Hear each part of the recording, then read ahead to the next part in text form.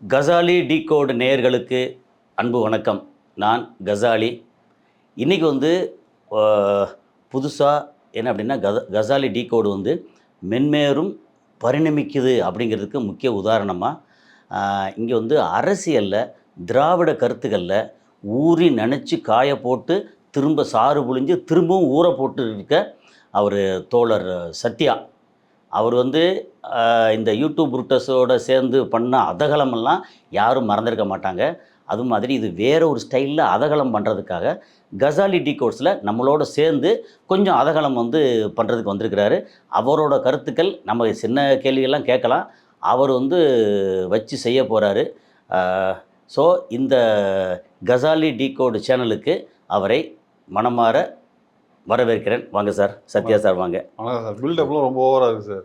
இல்லை இது நிஜமான பில்டப். எப்படின்னா ஒரு திராவிட சித்தாந்தத்தில் ஊறி திளைத்த ஒருத்தர். ஏன்னா நானும் ஒரு திராவிட பாரம்பரியமான ஒரு ஆள். ஓகே, திராவிடம். ஓகே, அதில் இப்போ என்னென்னா நீங்கள் அரசியல் பார்வை உங்களுக்கு எந்த அரசியல் எந்த கட்சி என்னங்கிறதெல்லாம் இருக்கலாம். ஓகே, இன்றைக்கி நான் உங்கள்கிட்ட கேட்கக்கூடிய கேள்வி, என்னதான் ஆச்சு அதிமுகவுக்கு? அதிமுகவுக்கு இல்லை, அது அண்ணா திராவிட முன்னேற்ற கழகம் தானே. இந்த எடுத்தோன்னு இந்த கேள்வி நான் எதிர்பார்க்கல. அதுதான் இல்ல. அதுக்கப்புறம் வேற வேற கேட்போம். நினைச்சேன் எங்கேயும் போக மாட்டோம். நேர என்னதான் ஆச்சு அதிமுகவுக்கு? என்னதான் ஆச்சு அதிமுகவுக்கு, அகில இந்திய அதிமுகவுக்கு? என்ன எப்ப இருந்துச்சு? அது அது உறுதியா இருந்திருந்தா என்ன இருந்திருக்குமே சார். இல்ல, ஏன் உறுதியா இல்லைன்னு நினைக்கிறீங்க? அது ஆர்கானிக் கிடையாது. அந்த கட்சி உன்னோட எதிர்ப்புல இருந்து தானே ஆரம்பிச்சது. அது ஆர்கானிக் கட்சி கிடையாது. திமுக தான் ஆர்கானிக். தமிழ்நாட்டில் ஆர்கானிக் கட்சின்னா இல்ல, அது திராவிட கழகத்தை எதிர்த்து தானே ஆரம்பிச்சது. அப்ப அதுவும் ஆர்கானிக் இல்ல. இது இப்ப திராவிடர் கழகம் அது ஒரு இயக்கம். சரி, கட்சிங்கிறது வேற. அதோட கட்டமைப்பு இதோட கட்டமைப்பு எல்லாமே வேற. அந்த வித்தியாசம் இருக்கு. ஆமா, ஆர்கானிக்கான வந்த பார்ட்டி திமுக. கட்சியாங்கிறது திமுக தான். அவ்வளவுதான். காங்கிரஸ் எதிர்த்து. ஆமா, அவ்வளவுதான். அது காங்கிரஸ் கூட விடுதலைக்கு முன்பு ஆரம்பிக்கப்பட்ட ஒரு இயக்கம். ஓகே, ஓகேங்களா? அதுதான் இப்ப சொன்னாங்களே, சுதந்திரம் வாங்கணும்னே நான் கட்சியை கலைச்சிடணும்னு காந்தி சொன்னாரு. அதை கலைக்கல. ஏன்னா இயக்கம் இருந்துச்சு. காந்தியை கலைச்சிட்டாங்க. ஓகேங்களா? அதனால அதுக்கு சம்மந்தம் இல்ல. ஒரு very well party, organised and democrat பார்ட்டினா அது திமுக தான். Democratic party. ஆமா. எப்படி சொல்றீங்க? இல்ல, எனக்கு சில கேள்விகள் சொல்லுங்க, நான் சொல்றேன் எப்படி இருக்குன்னு சொல்றேன். டெமோக்ராட்டிக் பார்ட்டி நீங்க சொல்றீங்க, அது எப்படி டெமோக்ராட்டிக் பார்ட்டி ஒரு விளக்கம் நமக்கு ஒரு விவரம் தெரியாது, அரசியலை பத்தி விவரம் தெரியாத மாணவன் அப்படிதான் சொல்லணும். டெமோக்ராட்டிக் பார்ட்டி சொல்லிட்டேன். சரி, எங்க டெமோக்ராட்டிக் இல்லன்னு சொல்லுங்க, நான் விளக்கம் தரேன்னு சொல்றேன். ஏங்க இப்போ திமுக எடுத்துக்கங்க, அண்ணா திமுக எடுத்துக்கங்க, இருக்கட்டுமே. என்னன்னா ஒருத்தர் ஒரு பதவியில் இருக்காருன்னா அவரோட பையன், அவர் சொந்தக்காரன், அந்த குடும்பம். இப்போ நீங்கள் திமுக எடுத்தால் முதலமைச்சராக இருக்கு ஒரு பக்கம், நீங்கள் நேரு எடுத்துக்கங்க, டிஆர் பாலு எடுத்துக்கங்க, துரைமுருகன் எடுத்துக்கங்க, இப்படி ஒவ்வொரு இடத்துலையும் அவர் எம்எல்ஏவாக இருப்பார், மந்திரி இருப்பார். அதுக்கப்புறம் அவர் பையன் எம்பியாவும் எம்எல்ஏ ஆவாங்க. இதை தாண்டி இதுக்காக பாடுபட்டு உழைச்ச டெமோக்ராட்டுங்க என்ன, யார் வேணாலும் எப்போ வேணாலும் எந்த இடத்தையும் அடைய முடியும்னு ஒன்று இருக்குல்ல, அந்த வாய்ப்பு கரெக்டாக திமுகவில் இருக்கா, அதிமுக இருக்கா? நான் சொல்றேன் கேளுங்க. இப்போ ஃபர்ஸ்ட் திமுக எடுங்க, இல்ல அதிமுக ஏதாவது ஒன்று எடுங்க. அதெல்லாம் நான் ஜென்ரலாவே எடுப்போம். ஓகே, ஒரு பார்ட்டி இருக்கு சார். ஒரு பார்ட்டியில் நீங்க வேலை செய்யறீங்க, அதுல என்ன போஸ்டிங் கொடுக்கணும், யாரை கொடுக்கணும், என்ன கொடுக்கணும் அப்படிங்கிறது கட்சி சம்பந்தப்பட்டது. சரி, அதாவது ஆட்சி முறை டெமோக்ராட்டிக்ங்கிறது வேற, கட்சி முறை டெமோக்ராட்டிக்ங்கிறது வேற. ஒரு கட்சியில என்ன டெமோக்ராட்டிக்ங்கிறது நீங்க சொல்லக்கூடாது. நீங்க கட்சியிலே கிடையாது. அந்த கட்சி சம்பந்தப்பட்டவர்கள் வெளியில இருக்கிறவங்க பார்வையாளர் உங்களுக்கு என்ன நடக்குன்னு தெரியாது. ஆமா, அப்ப நீங்க ஒரு பார்ட்டில இருக்கிற அத்தனை பேரோட வரலாறு என்ன, ஹிஸ்டரி என்ன, அவன் என்ன பண்ணிட்டு இருக்கான், ஏன் அவனுக்கு கொடுக்கல, ஏன் அவனுக்கு கொடுக்கணும், இதெல்லாம் கட்சிக்காரங்களுக்கு தான் தெரியும். அந்த ரெக்கார்ட்ல அவங்கள்ட்ட தான் இருக்கும். அதை உங்கள்ட்ட சொல்ல முடியாது. கரெக்ட், சரிங்களா? அதன் அடிப்படையில தான் போஸ்டிங் போட. ஒரு விமர்சன பார்வையா நம்ம ஏன் வழியா ஒரு குறிப்பிட்ட குடும்பத்துக்கு, குறிப்பிட்ட ஆட்களுக்கு இங்க ஒரு பேரரசு, அதுக்கு நிறைய காரணங்கள் இருக்கு சார். நான் சொல்றேன். இப்போ நீங்க சொல்றீங்களா குறுநில மன்னர்கள் ஆமா அப்படின்னு பேசுறீங்களா? ஆமா, குறுநில மன்னர்கள் இருக்காங்கல்ல, ஒரு சொல்லுங்க, ஒரு 30 பேர் சொல்லுங்க. நீங்க பார்ப்போம், எத்தனை பேர் சொல்ல முடியும் உங்களால? குறுநில மன்னர்கள் ஒரு 10-15 பேர் சொல்லலாம். மீதி 234 பேர்ல வெறும் 25 பேர் தானே குறுநில மன்னர்கள். ஆமா, அப்ப மிச்சம் உள்ளவங்களாம் யாரு? உதிரி தானே. உதிரி தான். அப்ப அது எப்படி மொத்தமா எங்க பார்த்தாலும் திமுக குறுநில மன்னர்கள் இருக்குன்னு எப்படி சொல்றீங்க? அது மெஜாரிட்டி எப்பவுமே 234 25 எப்படி மெஜாரிட்டி?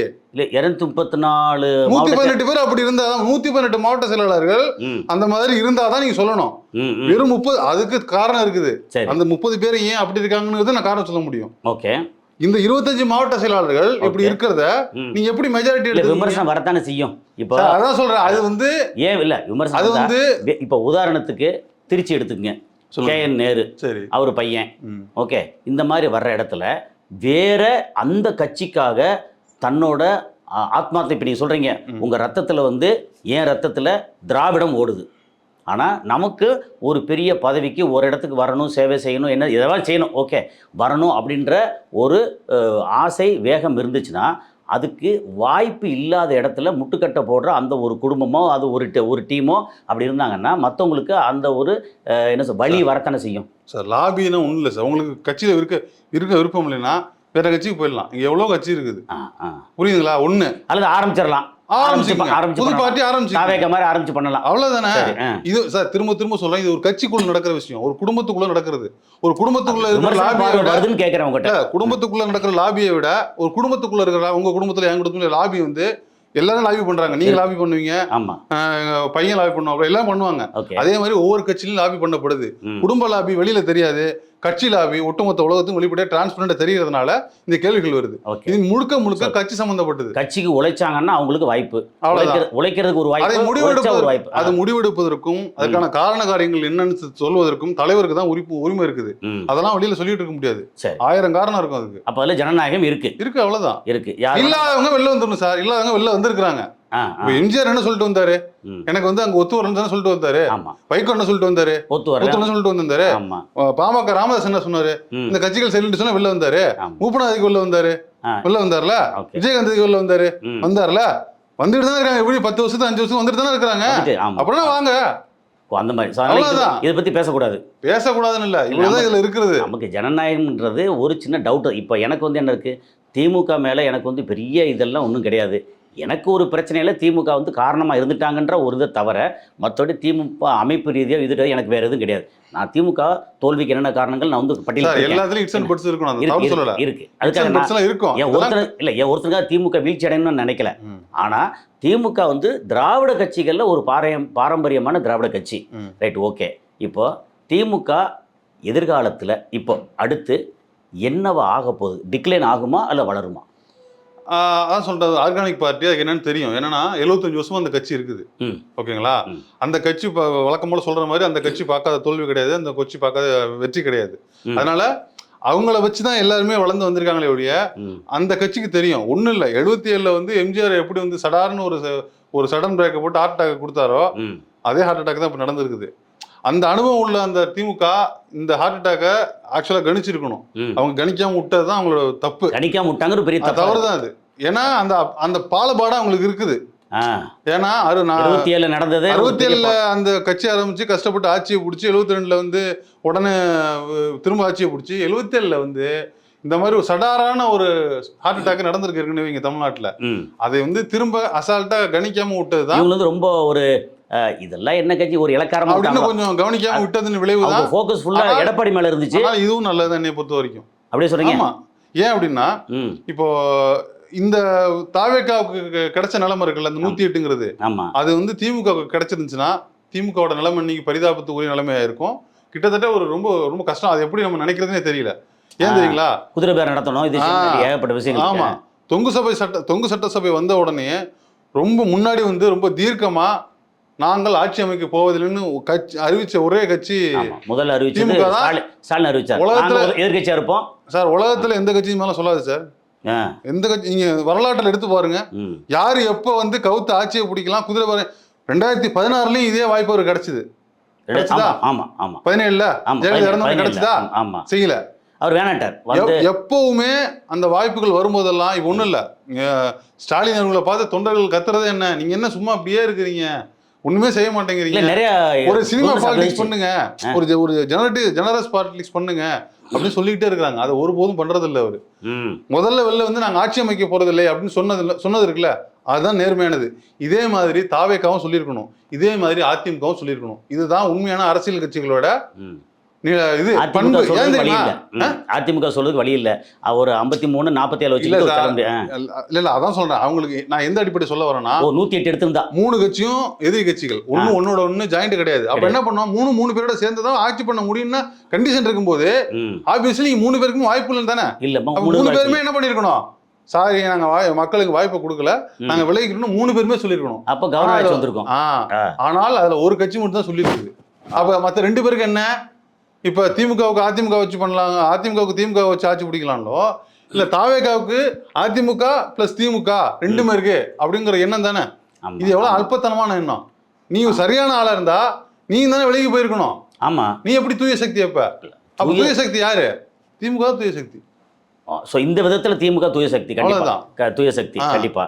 சரி, இப்போ இவ்வளவு அதனால பார்ட்டி வந்து அது பார்க்காத அந்த ஆர்கனைஸ்டு பார்ட்டி அது எவ்வளவு அதான் கேட்குறேன், எதிர்காலம் எப்படி இருக்கும் அப்படின்னு கேள்விக்கான பதில் என்னன்னா, இப்ப இந்த நான் சொல்ற மாதிரி ஒரே கட்சி வந்து திரும்ப ஆட்சிக்கு வர்றது இருக்குல்ல, அது இல்லாம இந்த மாதிரியான ஒரு பேலன்ஸ்டான ஒரு ஆட்சி முறை வர்றது இல்ல. ஒரு கேள்விங்க, இது வரைக்கும் திமுக 2ஆம் முறையா ஆட்சி பண்ணிட்டு 5 வருஷம் ஆட்சி முடிச்சுட்டு 2ஆம் முறையா ஆட்சிக்கு வந்ததே இல்லை அப்படின்னு ஒரு இது இருந்துச்சு.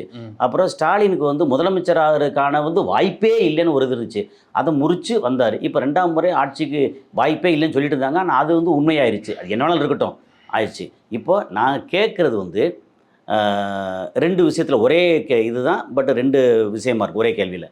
என்னென்னா, இவர் ஸ்டாலின் தன்னோட தொகுதியிலேயே தோக்குற அளவுக்கா பெண் மீடியா அந்த டீம் வந்து எல்லாம் பார்த்துட்டு இருந்தாங்க, இல்லை ஐடிவிங்க பார்த்தாங்க, இவங்க ஆட்கள் எல்லாம் பார்த்தாங்க, இல்லை ஏமாத்தினாங்களா?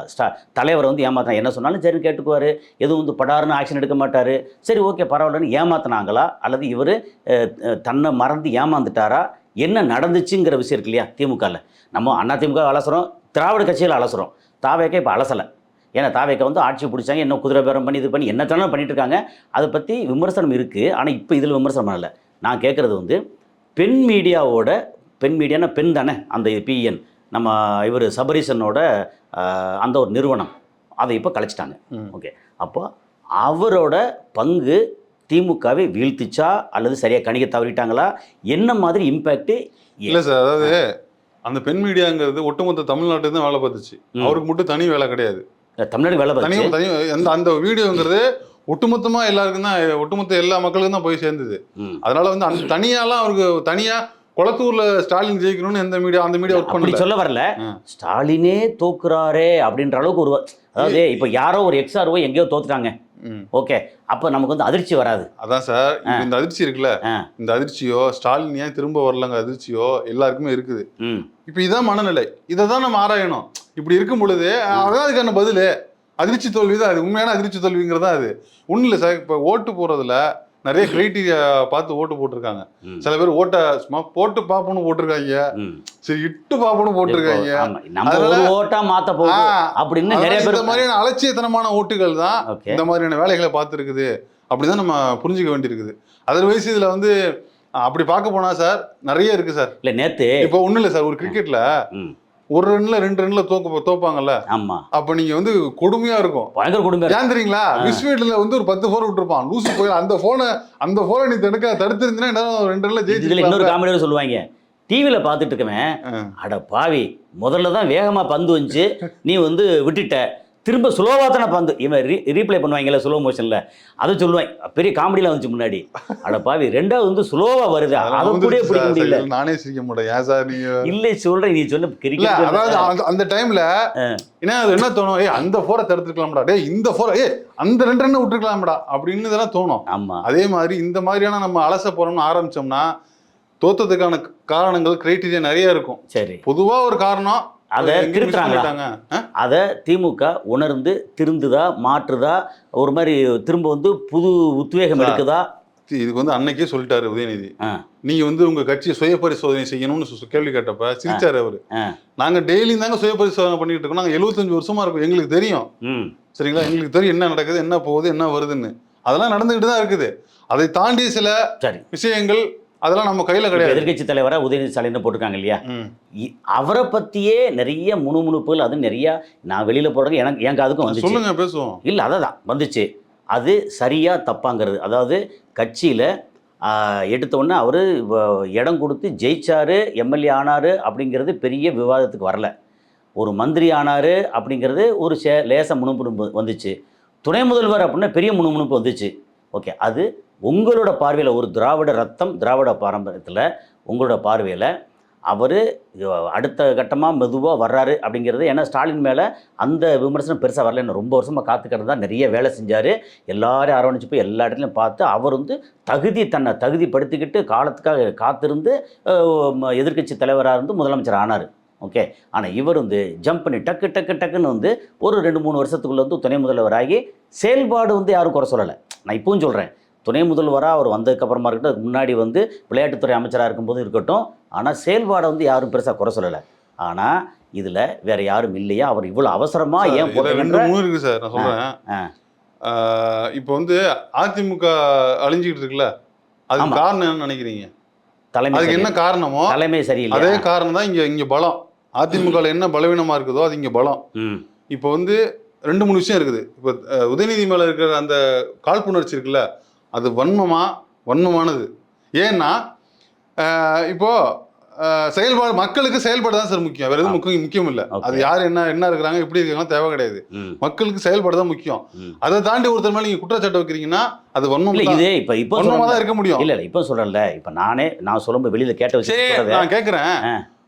இப்போ வந்து கட்சி பதவி வாங்கிட்டு யாரோ சும்மா வீட்டில் உட்காந்து தூங்க முடியுமா? முடியாது. எல்லாம் வேலை செய்யாம இருக்க முடியுமா? என்ன நான் கேட்கிறேன், அது ஒரு வேலை யாருமே இல்லையா? இல்ல அது ஒரு வேலை தானே சார், அது ஒரு வேலை தானே. அந்த வேலையை வாங்குறதுல உங்களுக்கு செய்ய மாட்டாங்களா? இல்ல அந்த வேலையை உங்களுக்கு அப்படி என்ன ஆர்வம் உங்களுக்கு அதுல? நான் கேட்கிறேன், அதாவது அந்த வேலைக்கு போனா சொகுசா நினைக்கிறீங்களா? சொகுசு இருக்காங்க, சொகுசு இல்லைங்கிற விஷயம். அது ஒரு பதவி. அப்படி பார்த்தா முதலமைச்சர் பதவி வந்து முள் படுக்கை.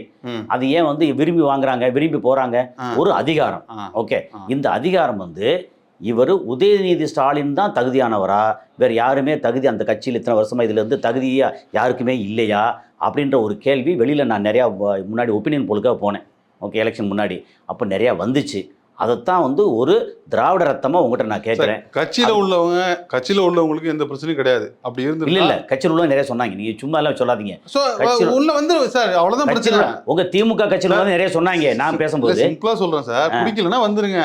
அதுதான் இப்போ ஓபனா அது பேர் ஜனநாயகம் இல்லையே. இது எங்களோட கம்பெனிங்க, எங்க கம்பெனில வேலை செஞ்சா இருங்க, இல்ல வெளிய போங்க சொல்ற மாதிரி இல்ல. சார் இப்போ நீ எதுக்கு அதிமுக தலைமை இல்லாம எதுக்கு தவிக்குது? ஏன் தவிக்குது? ஆனா இன்னைக்கு தலைமை ஸ்ட்ராங் ஆயிட்டு இருக்கு. அதிமுக தலைமை வந்து எடப்பாடி தலைமையில ஸ்ட்ராங் ஆயிட்டு இருக்கு. ஆ ஒரிஜினல் தலைமையிலயா? எடப்பாடி தலைமை. அதிமுக இப்ப அதிமுகவா மாறிட்டு இருக்கு சார். இல்ல அண்ணா தாவே 4 பேர் சேர்ந்து வெளியே போயிட்டா உடனே போயிடுவேன். 4 உதிரி கிடையாது, 4 எம்எல்ஏ அதிசயம் விட்டு போயிட்டாங்க. 47 43 ஆயிடுச்சு. ஒண்ணா இருந்தது இப்ப 3 ஆயிருக்கு சார். ஒண்ணா இருந்து வேலுமணி தலைமை ஒண்ணாச்சா? எல்லாம் திரும்ப வேலையெல்லாம் ஒண்ணு சேர்றாங்க. நீங்க இன்னைக்கு இப்ப தகவல் உங்களுக்கு என்ன தெரியுமா? இப்ப தகவல் என்னது? அதிமுகல பிரிஞ்சு போன ஆட்கள் வந்து சிவி சண்முகம், இது எஸ்பி வேலுமணி எல்லாம் திரும்ப இவரோட தலைமையில எல்லாம் ஒண்ணு சேர்றாங்க.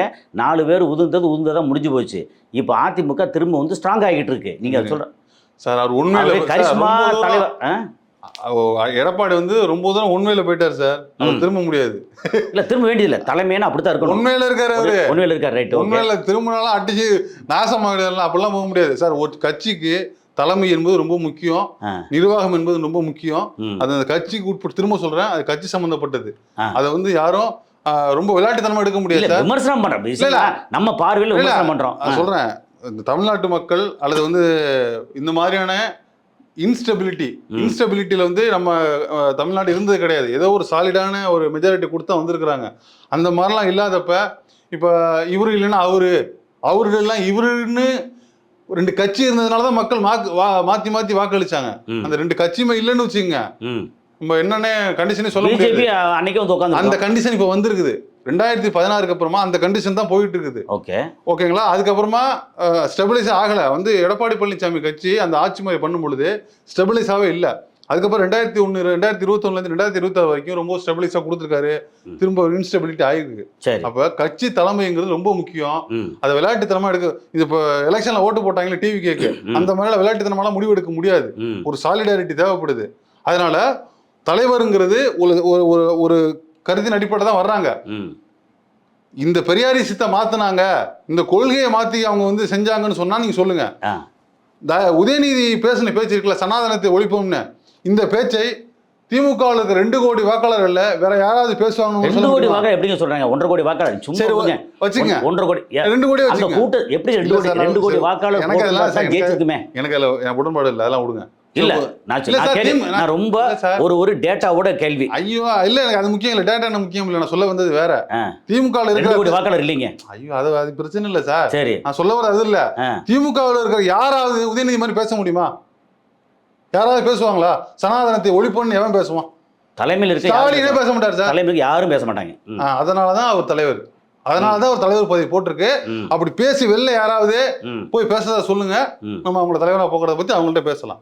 அந்த கருத்தை யார் பேச, அந்த மாதிரி கருத்தை யார் பேசுகிறார்களோ அவர்கள் தான் தலைவராக. அந்த விதத்துல வந்து உதயநிதி அந்த தகுதி அடிப்படையில் வந்து அவர் தகுதியான இப்போதைக்கு எதிர்க்கட்சி தலைவர். கொள்கை தான் முக்கியம், எங்க கொள்கை தான் முக்கியம். ரைட். இது பேசுவாங்க. ஏடிஎம்கேல பேசுவாங்களா யாராவது? திமுக பேசுவாங்களா? தாவேக்கால பேசுவாங்களா? அதெல்லாம் பேச மாட்டாங்க. அப்புறம் அப்படி என்ன அவங்களுடைய இது ஹிஸ்டரி பார்த்தோம்னா அது பேச மாட்டாங்க. இதுல வந்து திமுகல கூட வந்து இவர் மட்டும்தான் பேசுற அந்த விதத்துல நீங்க சொல்ற அந்த கருத்தை நான் உடன்படுறேன். அப்ப உங்கள்ட்ட வந்து கம்ப்ளைண்ட் பண்ணாங்கல்ல, அவங்க உட்கார வச்சு டிபேட்ல சனாதனத்துக்கு போய் போன்னு பேசுவாரா? அடுத்து பேசுவான். எப்படி பேசுவாரா? யார் பேச மாட்டார்ல, அடுத்து கேட்பாங்கல்ல, ஆமாயா நீ போ இந்த மாதிரி. ஒரு அதாவது இந்தியா முழுக்க கேசுவாங்க. ஒரு விஷயம் தான், திமுக மேல எனக்கு வந்து விமர்சனம் எல்லாம் இருக்கு, ஆனா உதயநிதி மேல எனக்கு விமர்சனம் இல்லை. ஏன் தெரியுமா? நான் சொல்றேன், என்னோட இப்ப கருத்தை சொல்லிடுறேன். அவரு இல்ல, அவர் வந்து ஜெயிச்ச உடனே ஓகே கன்றாவியா இருக்கிற பாத்ரூம் வரைக்கும் உள்ள போய் அலைஞ்சு எல்லா இடத்துக்கும் போயிட்டு நிறைய பண்ணார். அதுல ஓகே நம்பர் 1. நம்பர் 2, விளையாட்டுத்துறை அமைச்சரான உடனே தமிழ்நாட்டை வந்து இந்திய அளவில் வந்து விளையாட்டுத்துறையில் திரும்பி பார்க்க வச்சாரு. அதில் ஒரே ஒரு கார் ரேஸ் மட்டும்தான் வந்து விமர்சனத்துக்குள்ள உட்பட்டது உள்ளாச்சு. ஆனால் அதே நேரத்தில் விளையாட்டுத்துறைக்கு நிறைய பண்ணியிருக்கிறாரு. துணை முதல்வராக நிறைய விஷயங்கள் பண்ணியிருக்காரு. அவரோட விஷயத்தில் யாருமே சனாதனத்தை பற்றி பேசினா இருக்கட்டும், திராவிடத்தை கருத்தாக இருக்கட்டும், தைரியமாக துணிஞ்சு அப்படி நிறையா பேசினா. அந்த விதத்தில் அவர் வந்து ஒரு வேலைகள், இதெல்லாம் ஒன்றும் அவர் பேசுறதுக்கு ஒன்றும் இல்லை. இது ஒரு வேலைகள், அந்த வேலைகளை சரியாக செஞ்சார், அவ்வளோதான். அதுலேயே நம்ம ஒன்றும் இது இல்லை. இதெல்லாம் வந்து சார் இந்த கவர்னன்ஸ் எல்லாம் யாரும் இல்லாமல் இருந்தாலும் நடக்கும் சார். யாராவது நேர்மையா போய் வேலை செய்யணும். இப்ப நீங்க நானும் போனா கூட அந்த வேலை செஞ்சிடலாம். சனாதனத்தை ஒழிப்புன்னு உங்களால போய் சட்டமன்றத்தில் பேச முடியுமா? ஒரு கோர்ட்ல பேச முடியுமா? அதுக்குதான் உதயநிதி தேவை, அதுக்குதான் கலைஞர் தேவை, அதுக்குதான் ஸ்டாலின் தேவை, அதுக்குதான் பெரியார் தேவை. அவ்வளவுதான். தலைவர் அவன் தான். சரி, அருமையான கருத்து. இல்ல இந்த வந்து இது ஜெனரல் விவாதம் தான். இதுல இந்த கருத்து, உங்களுடைய கருத்து உண்மையிலேயே உங்க மனசுக்குள்ள என்ன இருக்கு என்னங்கிறத வெளியே சொல்றீங்க இல்லையா? அதுக்கு வந்து இந்த மாதிரி கசாலி டீகோடு வந்து உங்க கருத்தை வெளிப்படுத்துறதுக்கு நீங்க கொடுத்த வாய்ப்புக்கு மிக்க நன்றி. ரொம்ப நன்றி சார்.